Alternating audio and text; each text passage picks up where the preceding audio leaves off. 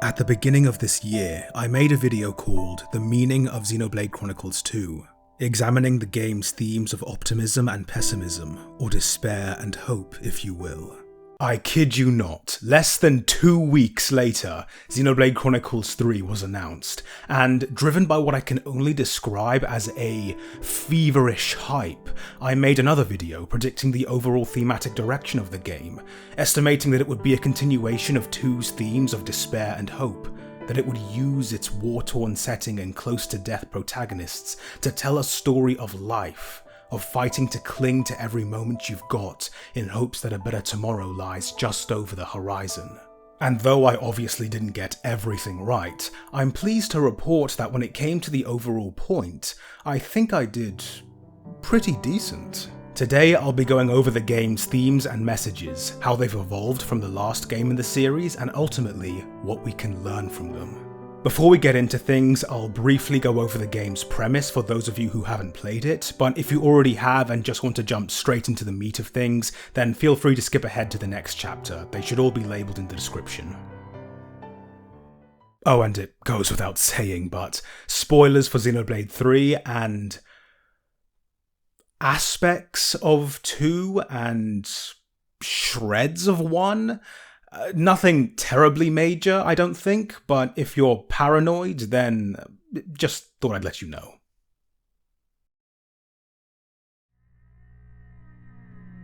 Two colossal martial nations locked in war. Keves and Agnus. What we need most is life itself. Xenoblade Chronicles 3 takes place in the world of Aionios, a merger of the Bionis and Mechonis from Xenoblade 1, and Allrest from Xenoblade 2, with the people of these two worlds having split into two nations, Keves and Agnus. The population of each, barring their respective queens and consorts, is made up entirely of soldiers of some sort, all of whom aren't born as much as they are grown, developing in pods until they come out at the physical age of 10, going on to live for another 10 years, after which they die, evaporating into motes of light.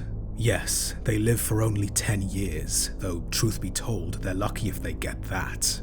Keves and Agnus have been at war for thousands of years, and most die on the battlefield before ever seeing out their meagre decade of life. Their life force used by the opposing power to fuel the flame clocks of their colonies, for once it runs out, everyone linked to that colony dies regardless of how much time they have left. Thus the world has fallen into an unending cycle of war, people killing and dying to keep a flickering candle ablaze for just another moment. The story begins proper when 6 soldiers, Noah, Uni, and Lanz of Keves, and Mio, Taion, and Senna of Agnus meet a man, an actual adult who has aged past his teens, far older than anyone should be, and no sooner has he stopped them from killing each other when they are assaulted by a giant, snarking monster known only as Mobius. Thanks to the mysterious man's efforts, the 6 soldiers unlock the ability to interlink, to fuse together into a single being known as Ouroboros. They force Mobius to retreat, but not before he brands them as traitors, enemies of both nations. With his dying breath, the man, Guernica Vandam, tells them to head to a land pierced by a great sword, Swordmarch, where their city lies. And so, faced with no other option, Ouroboros make for Swordmarch, and it is on this vast journey through Aionios that the true nature of this war, and indeed this world, is made clear. Countless comrades have lost their lives thanks to this filth. Oh, really now? I could say the exact same thing. What do you think it's like for us? Losing friend after friend? You steal everything from us! You think we're even just because both sides do some killing? What good's filling up these flickering clocks in our eyes? It'll never replace the friends we've lost. Xenoblade Chronicles 3 is a game about war, which we knew from the beginning, but honestly, I don't think I really thought about what that would entail until I started playing the game.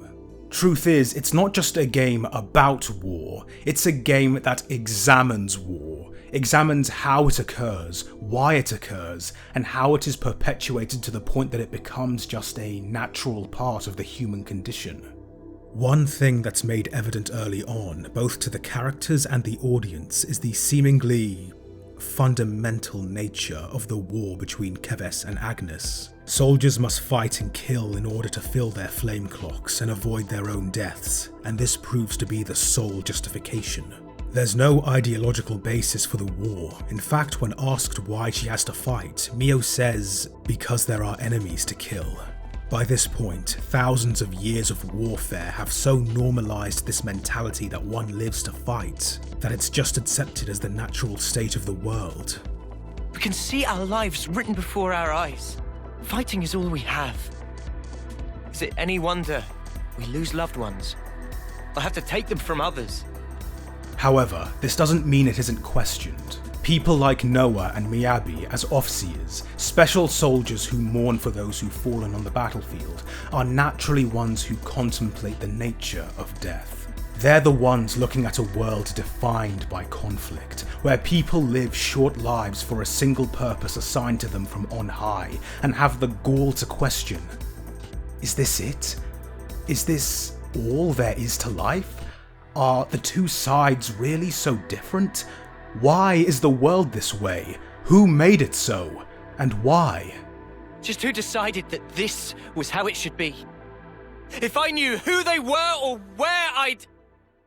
Well, it isn't long until Noah gets his answer in the form of the Consoles, or Mobius.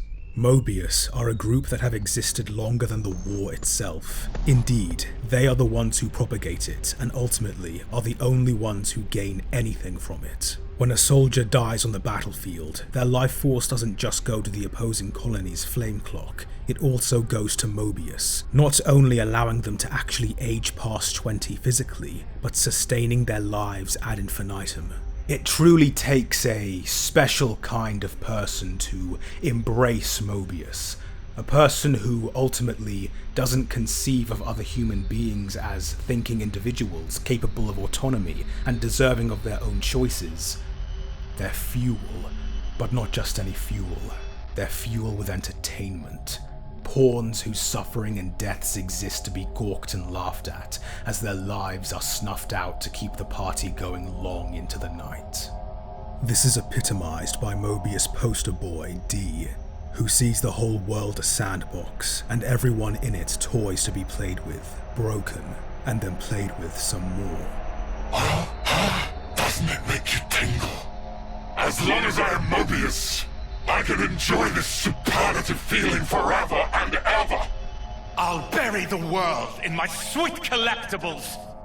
And though he's one of the more passionate ones, this attitude is echoed by most of his kind. Tying them into the larger theme of war, I think Mobius generally represent war profiteers of all shapes and sizes, from corporations making millions selling weapons and equipment, politicians who covet money and power, and powerful nation-states who use other, less advantaged countries as proxies for their disputes and to spread their own power and influence. What ties all these different forms together is an underlying, fundamental lack of respect for the autonomy of other people. These aren't human beings. They're pieces to be moved around a board. They live, sweat, and die for entities that do not know them and do not care about them. They aren't people. They aren't names. They're statistics and assets to be used, discarded, and replaced. These soldiers will nourish me like glitter radishes in season, and we can always grow plenty more. If I need a little extra, I can pluck them whenever I want. This parallel extends to consoles like F, whose fairly affable, respectful persona belies the same disrespect for human choice and agency as the other Mobius, much like a company that's happy to change its Twitter profile pic to a rainbow for a month, and then, without flinching, spend thousands in donations to government officials who proceed to wipe their shoes on said rainbow. Of course, I'd be remiss to bring up war and not mention what the city brings to the table. Namely, it acts as both the only organized resistance to Mobius in the form of the Lost Numbers, but also comments on the exact opposite. The city's inhabitants are all descendants of the first Ouroboros. They were conceived and born naturally, and are thus free from the 10-year limit and the control of the flame clocks. In other words, they're the only people in Aionios who get to live long lives that aren't dominated by constant warfare. They can grow old, get married, have children, partake in leisure and culture. If they wanted to, they could just hole away, shut the doors, and not even think about the rest of the world, which, of course, some want to do. An explicitly stated conservative faction within the city wants to just lock themselves inside their gilded cage and pretend that people aren't killing themselves for no reason just a stone's throw away. And why should they? After all, it isn't directly affecting them. Even if whole colonies are razed to the ground, they'll keep living their lives in comfort, willingly ignorant of what's happening just beyond their gates. This overall rumination on war serves as a setup of sorts for the game's true conflict. The battle between preserving the now, what you know and are comfortable with, and leaving all that behind for an uncertain future where things could be so much better, but just as easily get worse. Every time the party frees a colony from their flame clock, there's always the question of what to do now. They've spent their entire lives fighting, being told it's their sole purpose, and if they do it well enough, they get to raise their colony's rank and get better rations and equipment. It's a pretty mediocre carrot on a stick, but it works, especially considering this is all they know, thanks to the consoles. How could they not fear a world where all their preconceived notions are just gone? You're talking out your arse. Don't have to fight. Fighting is all that we know. If we don't have that, then what the snuff are we supposed to do? Tell me, what do we do now? You humans, you need some kind of goal in your little lives. You want to give your blades an upgrade? You want to eat some nice food? All we did was give you those goals. And while you're trying to rise up, your life force grows brighter, so shiny. Same with the conservative faction in the city. Liberating Keves and Agnes is undoubtedly a good cause, one that also undoubtedly brings with it great risk as well. And it is those worries, those fears of what may be, that instinct to cling to what we know, no matter the cost, those are what form the identity of the game's main antagonist, Zed. So impotent. Did you really think you could stem the tide? Oh, you who floats in the currents. You must yield, abandon all you are. Everything buds from but a single thought. That you yourself are here is proof definite thereof. You need not understand. You can simply remain as you are. That is enough. Zed is an interesting character to me in that he is less a person in his own right and more a personification, an idea, and this isn't just my interpretation of him. Canonically, Zed, and by extension the rest of Mobius, is the collective human desire for comfort and security taken to its absolute worst extreme and given form. To put it another way, anxiety. Zed exists to maintain what he calls the endless now and alleviate that anxiety. Born from fears of what the future might look like, he froze Aionios in time, bringing with it a kind of stability, maybe even security, but also a horrible imprisonment, its people limited to only 10 indefinitely repeating years of life, a life defined by conflict and nothing else, purely to sustain this horrid status quo and those who benefit from it. Also because Zed just likes watching people suffer. That's also a reason.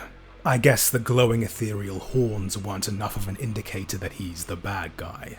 However, despite how blatantly evil most of them are and how easy it is to hate them, I kind of find Mobius more pitiful than anything else.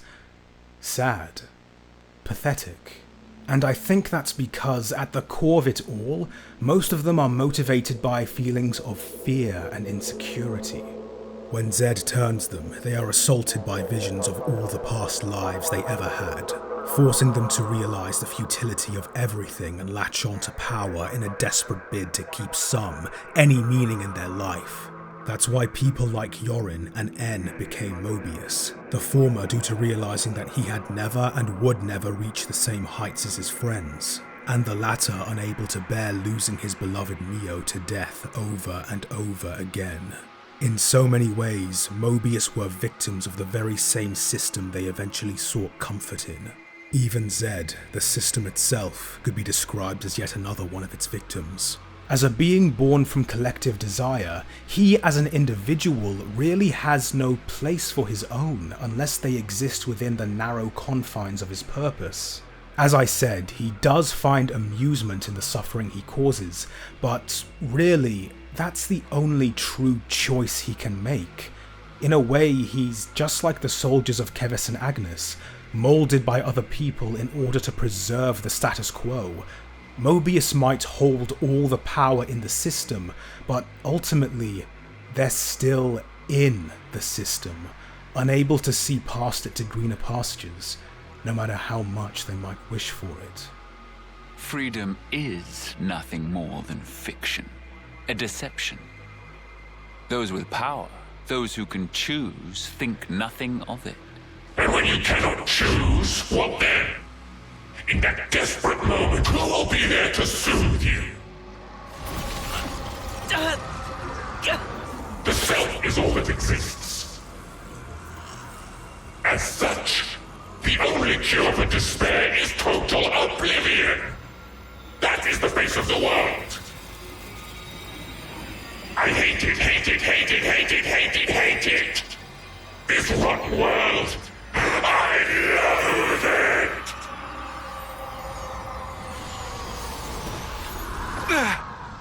What power? Crazy! This is the force of people's will! You taking the mick? It's terrifying. Not knowing how tomorrow will turn out. How you will. But still, you can't just hold it in place. If you did that, you'd never change. You can't change the world like that. That's why I want to move on. We'll claim the future and shape it ourselves. One of the, in my opinion, less talked about themes in Xenoblade Chronicles 2 is youth. Specifically, the power of young people to change the world they find themselves in. This theme was delivered pretty much exclusively through main protagonist Rex. His youth and inexperience were what gave him the boundless optimism needed to face down and ultimately beat the much older and much more jaded Jin, Malos, and Amalthus. In Xenoblade Chronicles 3, that theme is dragged to the forefront and directly pushed by the narrative. Z, Y, X, and the rest of Mobius are representatives of the establishment. They're the ones who created it centuries ago, and centuries later, they're the only ones seeing any real benefit from it. Centuries later, they're the ones denying the world any real change, refusing to allow it to progress, for fear of losing everything they have in the moment. We can't count on them to end the status quo when they've already given themselves to it. You feel the anguish, crippling despair. That is the hubris of fools who cling blindly to their hopes, only to find them dashed on the rocks, of dreamers crushed under the sheer weight of reality, of abject failures. Instead, the drive to change the world must come from its youth. Those with the gall to look at the future planned for them and demand better, who refuse to slave for a world where the only choice they can make is picking between different tones of despair. No, the world is wrong. The world can be better. The world needs to be better. And if you won't make it so, we will. The will of young people, weaving a future. That is, the indispensable force that drives worlds forward. I know just how scary taking the first step can be. And yet, it was young folks like that set whole worlds in motion, overcoming their own fears, in the hope that the future will birth more such people. One of the game's directors, Ko Kojima, said he hopes people around the same age as the main characters play the game, and as someone who has played the game and is around the same age as the characters, I think I know why. It's a message to young people today saying, yeah, the world fucking sucks right now for a lot of people. I know it and you know it. And ultimately, it's you who's going to inherit it. You're the one who has to step up and really make a change. Because the people who made things the way they are, the billion-dollar multinational corporations, the corrupt old politicians, they aren't gonna change shit. Dare to dream different. Dare to dream better. Because if there's anyone who can make those dreams a reality, it's you.